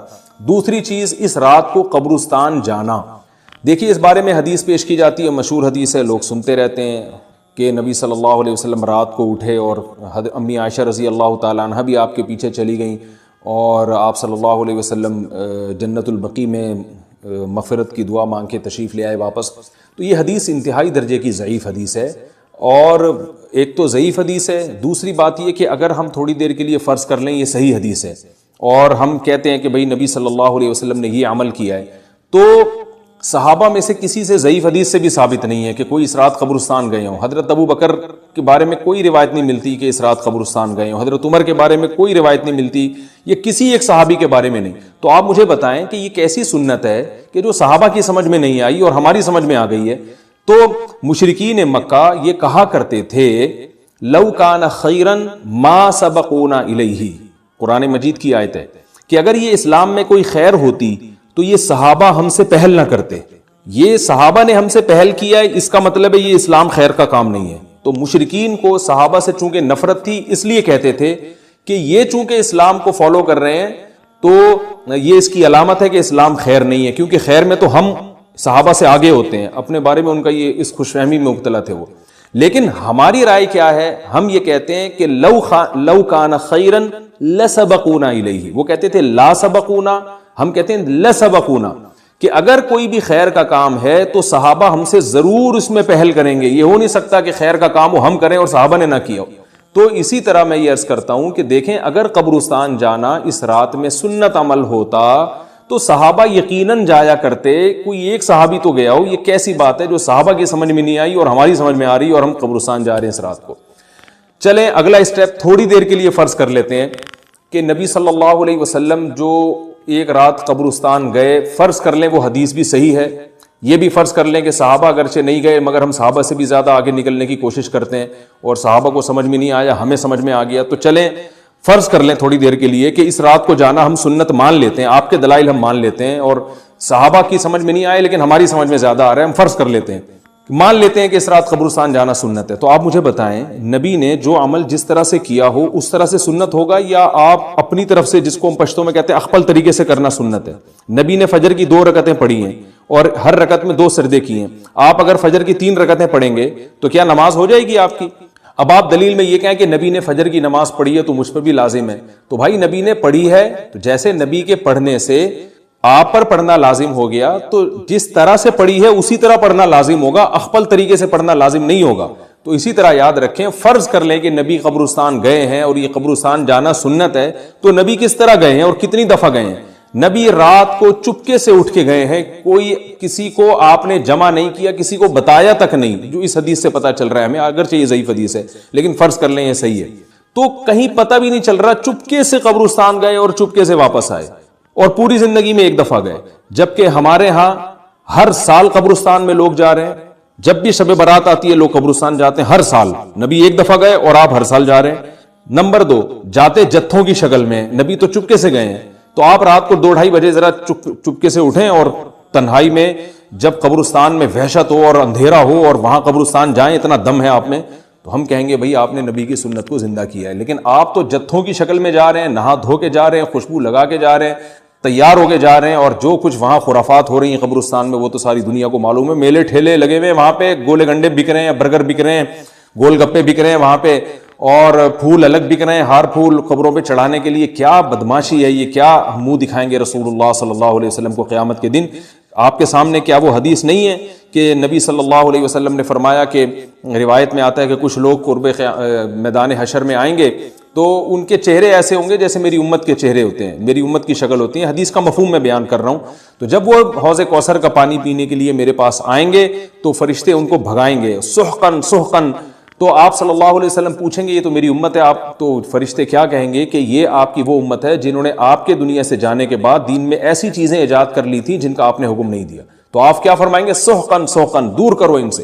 تو ایسا نہ ہو کہ ہم قیامت کے دن رسول اللہ صلی اللہ علیہ وسلم کی شفاعت سے محروم ہو جائیں. تو اللہ کا واسطہ قبرستان مت جائیں اس رات, گھر میں بیٹھیں آرام سے, یہیں بیٹھ کے میت کے لیے مغفرت کی دعا کریں.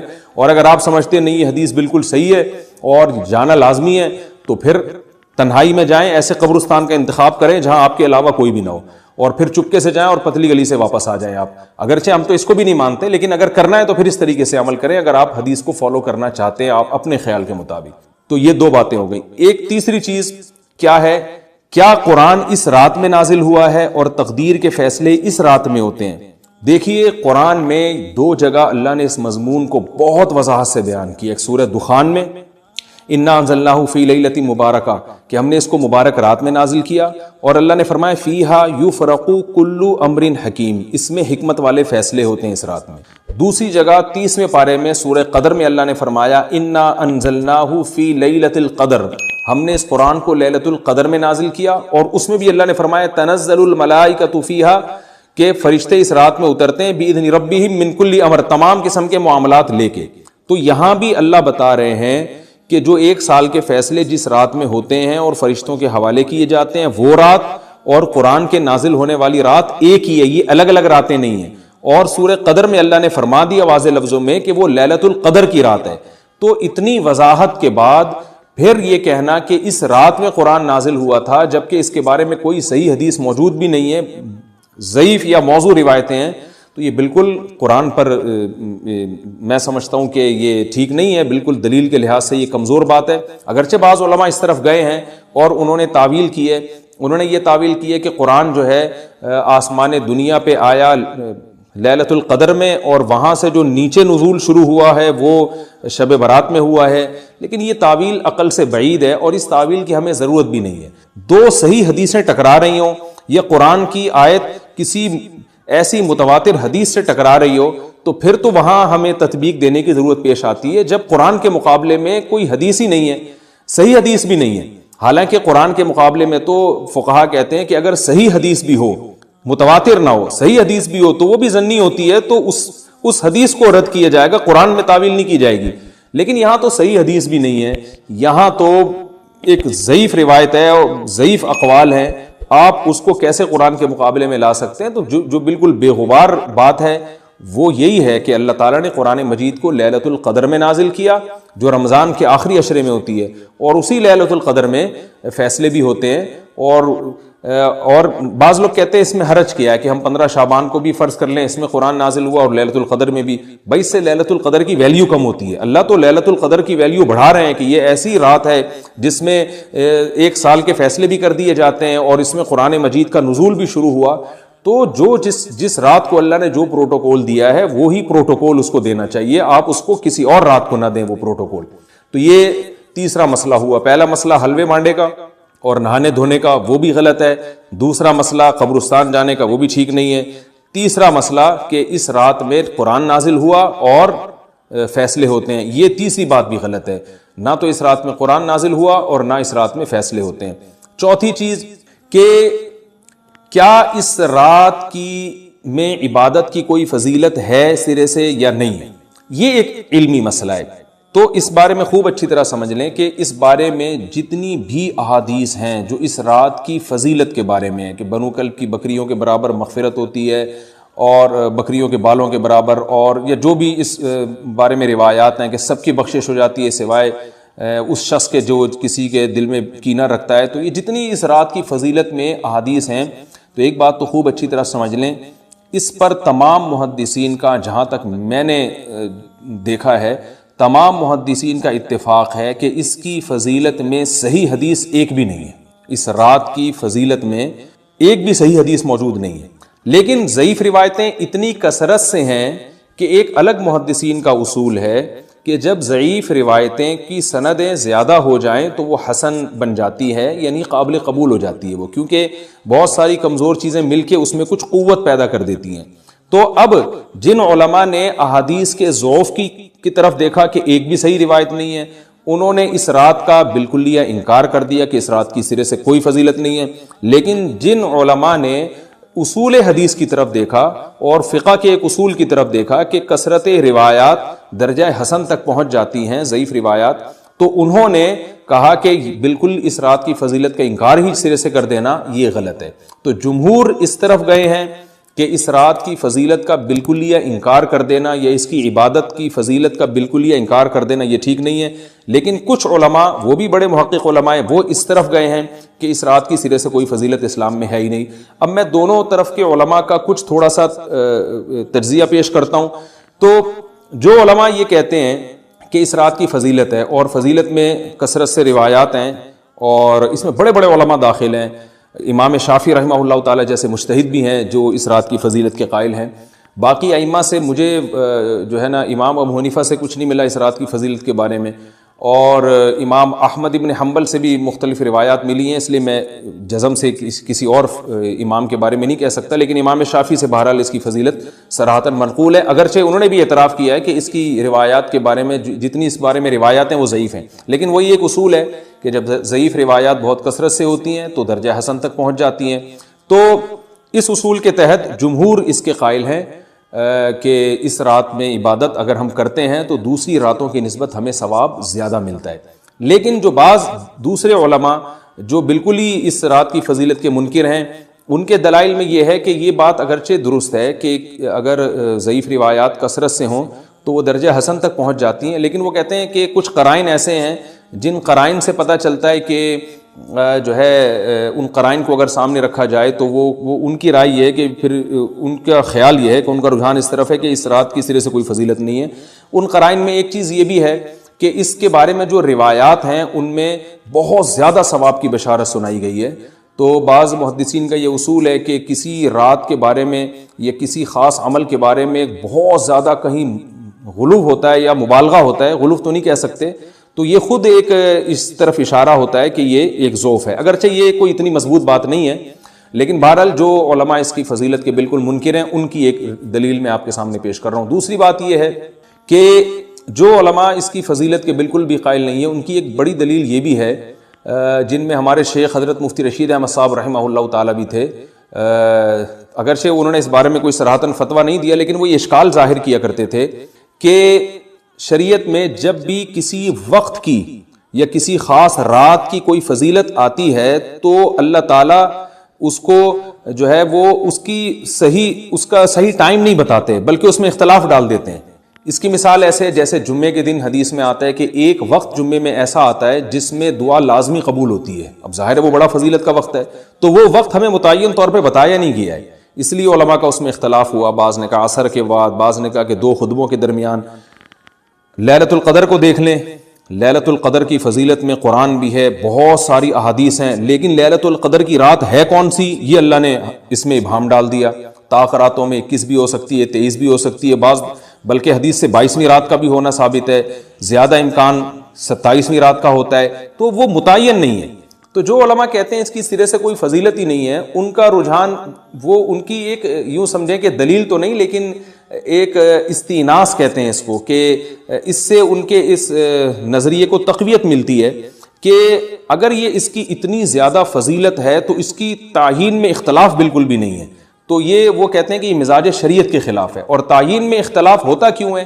علماء نے بیان کیا اگر لیلۃ القدر کو متعین طور پہ بیان کر دیا جاتا ہے نا کہ یہی لیلۃ القدر ہے, تو بہت ساری اس میں جو ہے نا حکمتیں فوت ہو جاتی, جن میں ایک یہ بھی کہ اس رات میں جہاں عبادت کا ثواب بہت ہے, گناہ کا عذاب بھی بہت ہے. پھر اگر اس رات میں کوئی گناہ کرتا تو وہ اللہ کے عذاب سے نہ بچ پاتا, کیونکہ وہ اللہ متعین کر دیا کہ یہ لیلۃ القدر ہے, تو کیسے تم اس میں گناہ کر رہے ہو. اب معاملہ اللہ نے مبہم رکھ دیا کہ بھئی یہ بھی ہو سکتی ہے تو اگلے دن بھی ہو سکتی ہے. اور ایک فائدہ یہ بھی اس میں رکھا متعین نہ کرنے میں کہ لیلۃ القدر انہی کو ملے جو تلاش کریں, جو پورا عشرہ جاگیں گے ان کو لیلۃ القدر ملے گی. اگر اللہ اسپیسیفک دن بتا دیتا کہ 21ویں ہے, 23ویں ہے یا 25ویں ہے یا 22ویں ہے, تو بہت سارے لوگوں کو لیلۃ القدر مل جاتی. تو اللہ نے جو مبہم رکھا ہے نا, تو ایک رات کی فضیلت اللہ نے بڑھا دی مگر اس کی تعیین میں ابہام پیدا کر دیا تاکہ جو پورا عشرہ جاگے گا اسی کو لیلۃ القدر ملے گی, اس کے علاوہ ہر آدمی کو نہ ملے. وہ ایک اللہ کی ایک حکمت ہو سکتی ہے اس میں. تو یہ 2 حکمتیں ہیں کہ اس میں گناہ اگر کوئی کرے تو اس پر عذاب نہ آ جائے, کیونکہ اگر متعین کر دیا جائے گا تو پھر گناہ کیسے تم کر رہے ہو اس رات میں. تو اللہ نے اس میں بھی ابہام پیدا کر دیا. جو گناہ کرنے والا ہے اگرچہ وہ بڑا گناہ گار ہے اس رات میں, چاہے وہ رمضان کا آخری عشرے میں کسی رات میں بھی گناہ کرتا ہے, لیکن کم از کم اتنا عذر تو ہے کہ اس کو کیا پتا تھا کہ یہ آج لیلۃ القدر ہوگی. تو جو 15 شعبان کی رات ہے اس کی بہت زیادہ فضیلت ہے, تو پھر یہ رات کو متعین کیوں کر دیا گیا؟ یہ ان علماء کی دلیل میں بیان کر رہا ہوں جو اس کی فضیلت کے بالکل بھی قائل نہیں ہے. لیکن بہرحال حقیقت یہ ہے کہ جمہور علماء اس کی فضیلت کے قائل ہیں, کیونکہ یہ جو میں نے دلائل دیے کہ وہ علماء جو اس کی فضیلت کے سرے سے منکر ہیں, ان کے یہ دلائل کو ہم دلیل نہیں کہیں گے بلکہ استئناس کہیں گے. کہ استئناس کہتے ہیں کہ ایک چیز استدلال نہیں ہے بلکہ ان اپنے نظریے کی تقویت کے طور پر ایک چیز کو پیش کر دینا جس سے یہ لگتا ہو کہ واقعی یہ صحیح کہہ رہے ہیں. اس کو استئناس کہتے ہیں, میں جو آسان لفظوں میں سمجھانے کی کوشش کر رہا ہوں. اور ایک استدلال کہتے ہیں کہ ایک ریسرچ کو, ایک پوری تحقیق کو. تو جمہور کا مذہب ایک اصول پر مبنی ہے کہ بھئی اتنی ساری روایات ہیں اور ضعیف ہیں, ان میں ٹھیک ہے کچھ موضوع بھی ہیں لیکن بہت ساری ایسی ہیں جو موضوع بھی نہیں ہیں. تو ضعیف روایات ہیں, جب اتنی کثرت سے ہیں اور اس میں ہے بھی عبادت کا تذکرہ تو عبادت کرنے میں کوئی حرج بھی نہیں ہے. تو لہذا انہوں نے اس کو جو ہے نا اس کو دلیل بنایا ہے اور اصول کے لحاظ سے یہ بات درست ہے. تو اس اصول کو اگر کوئی فالو کرنا چاہے تو اس رات کی عبادت اس کے لیے بالکل ٹھیک ہے, اور اللہ کی رحمت سے امید ہے کہ اس میں اس کو ثواب زیادہ ملے گا. تو جمہور ایک طرف ہیں اور بعض علماء دوسری طرف ہیں. تو یہ میں نے صرف اس لیے بیان کر دیا کہ اس رات کی فضیلت میں اتفاق نہیں ہے بلکہ مختلف فی ہے, مجتہد فی ہے, اختلاف رائے اس میں ہو سکتا ہے. تو اگر کوئی عالم اس رات کی فضیلت کا بالکلیہ انکار کرے اور ان علماء کا بھی احترام کرے جو اس رات کی فضیلت کے قائل ہیں, تو پھر اس عالم پر رد کرنے کا حق نہیں ہے. دوبارہ میں اپنی بات کو ریپیٹ کرتا ہوں, اگر کوئی عالم یہ کہے کہ اس رات کی سرے سے کوئی فضیلت نہیں ہے تو اس عالم پر طعن و تشنیع جائز نہیں ہے, کیونکہ ان کے بھی کچھ نہ کچھ استدلالات ہیں. ہاں اگر کوئی عالم اس رات کی فضیلت کا انکار کر کے جمہور کے مذہب کو بالکل غلط قرار دیں اور اس عمل کو یہاں اس رات کی عبادت کو بالکل بدعت قرار دیں, اور جو اس رات میں عبادت کر رہے ہیں یا اس کی فضیلت کے قائل ہیں ان کو بدعتی قرار دیں, تو یہ غلو ہو جائے گا, یہ زیادتی ہو جائے گی, جو کہ بالکل غلط ہے. کیونکہ جب دونوں طرف دلائل ہیں تو اعتدال والی رائے اختیار کرنی چاہیے, اور کسی ایک طرف بہت زیادہ جھکاؤ یا کسی ایک کو 100% غلط قرار دے دینا, بدعتی قرار دے دینا, یہ درست نہیں ہے. تو ہماری قوم میں ایک مزاج ہے کہ بس اپنی رائے کو مسلط کرتے ہیں اور دوسرے کی رائے کو مانتے ہی نہیں. تو عوام کے لیے کیا ہے؟ لوگ کہتے ہیں مفتی صاحب کنفیوز کر دیا آپ نے، تو لٹکا کے چھوڑ دیا ہمیں. وہی میں کنفیوز نہیں کر رہا. عوام جمہور کے مذہب کو فالو کرے گی. جمہور میں بڑے بڑے علماء ہیں، وہ اس کی فضیلت کے قائل ہیں، اور وہ اس کے قائل ہیں کہ اس رات میں عبادت کرنی چاہیے، تو آپ جمہور کے مذہب کو فالو کر سکتے ہیں. تو اب یہ بات تو ہو گئی جمہور کا مذہب. میں نے آپ کو بتایا کہ وہ اس رات میں فضیلت کے قائل ہیں کہ اس رات میں عبادت کرنی چاہیے. لیکن کیسے کرنی چاہیے؟ اس پر تمام علماء کا اتفاق ہے کہ مسجد میں جتھے بنا کے جانا یا اجتماعی عبادت کرنا یہ بالکل بدعت ہے، بالکل ناجائز ہے. اسی طرح کوئی مخصوص قسم کی نماز پڑھنا کہ پہلی رکعت میں یہ والی صورت، تو دوسری میں یہ والی صورت، تو تیسری میں یہ والی صورت، یہ بالکل بدعت ہے. صلاۃ التسبیح کی جماعتیں بدعت ہیں. تو ایک ہی راستہ ہے آپ کے پاس. آپ عبادت کرنا چاہتے ہیں تو انفرادی طور پر ایسے عبادت کریں جیسے عام دنوں میں آپ عبادت کرتے ہیں، ویسے ہی نماز پڑھیں جیسے عام دنوں میں نماز پڑھتے ہیں. کوئی مخصوص صورتیں، مخصوص رکعتیں نہیں ہیں. جتنی اللہ توفیق دے تنہائی میں آپ 2 رکعتیں، تہجد کی 4 رکعتیں، 6 رکعتیں، 8 رکعتیں، 16 رکعتیں، جتنی اللہ توفیق دے آپ رات کو کھڑے ہو کر انفرادی نماز پڑھیں. دعائیں مانگیں اللہ تعالیٰ سے، قرآن کی تلاوت کریں، تسبیحات کریں. جتھے نہ بنائیں مسجد میں، چراغاں نہ کریں، بتیاں نہ لگائیں، قبرستانوں پہ رش نہ کریں. یہ سب ناجائز اور سب حرام ہے، گناہ ہے. اس کا اسلام میں کوئی تصور نہیں. کرنا ہے تو صرف ایک کام آپ کر سکتے ہیں کہ صرف عبادت کریں، اور اللہ کی رحمت سے امید کی جا سکتی ہے کہ اللہ تعالیٰ اس رات میں آپ کو عبادت کا دوسری راتوں کی نسبت ثواب عطا فرمائے گا. کیونکہ آپ اگر جمہور علماء کو فالو کر رہے ہیں تو ہمیں یعنی جن کے پاس علم نہیں ہے تو ان کو علماء ہی کو فالو کرنے کا اللہ نے حکم دیا ہے. تو آپ جمہور علماء کی رائے پر عمل کرتے ہوئے اگر عبادت کرنا چاہیں تو اللہ کی رحمت سے امید ہے کہ انشاءاللہ آپ کو ثواب ملے گا. لیکن عبادت کا کوئی مخصوص طریقہ ہرگز نہیں ہے. پمفلٹ بٹ رہے ہوتے ہیں کہ یہ والی صورت پڑھنے سے یہ ہو جائے گا، تو یہ والی صورت پڑھنے سے یہ ہو جائے گا. یہ بالکل غلط ہے. تو انفرادی عبادت ہوگی اور ایسے ہی عبادت کا طریقہ ہوگا جیسے پورے سال ہوتا ہے. نماز اسی طرح پڑھی جائے گی جیسے پورے سال پڑھی جاتی ہے. دعائیں مانگی جائیں گی.